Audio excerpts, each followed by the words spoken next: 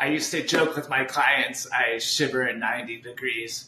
Not really, but I used to train in really hot weather through the summers in East San Diego, and my body adapted, allowing me to perform better in heat and be able to train and race in pretty high heat in the 90s, even into the hundreds. And that's what today's talk is all about, is adapting your body for heat training as we move from spring to summer. And a key point with training in the heat is you want to start hydrated. You want to make sure that you're going into your workouts hydrated, and you can do this by having a water bottle with an electrolyte in it before your workout, so that way you're starting your workout nice and hydrated and ready to perform at a higher level. And then maintaining that hydration throughout the workout, drinking about a 3/4 to a full bottle of water during your workouts per hour. And then after, making sure you replenish those electrolytes and that water as well by drinking a tall glass of water or a sports drink, and then focusing on your daily hydration after that to prepare yourself for your next workout in the heat.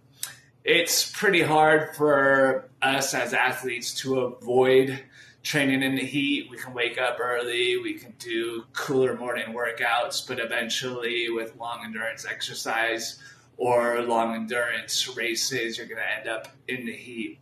So to help yourself adapt to the heat before race day or before you get stuck out in that hot situation, you want to slowly adapt to heat training and do some workouts in the hotter temperatures of the day.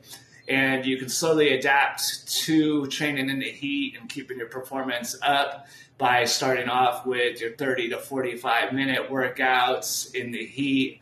And then as your body starts to adapt, you are able to maintain those intensities at the same heart rate. Your body's cooling down faster and starting to sweat quicker.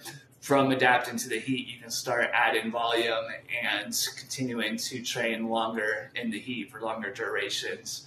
And that will help you adapt to the heat. So doing a slowly periodization, building into it, is very helpful.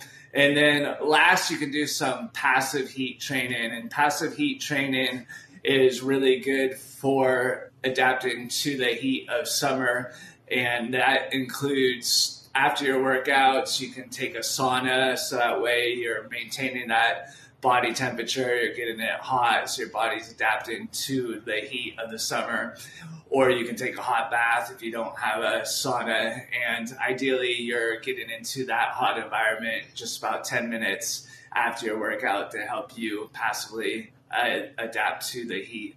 And then other ways to passively adapt to heat training is taking saunas, longer saunas, 30 to 40 minutes on your off days. These are good for your recovery, as well as tapering and helping your body get used to being hot and being able to perform in the heat. So those are 3 key concepts to adapting to heat training, so that way you can continue to perform throughout the summer on your workouts and your races.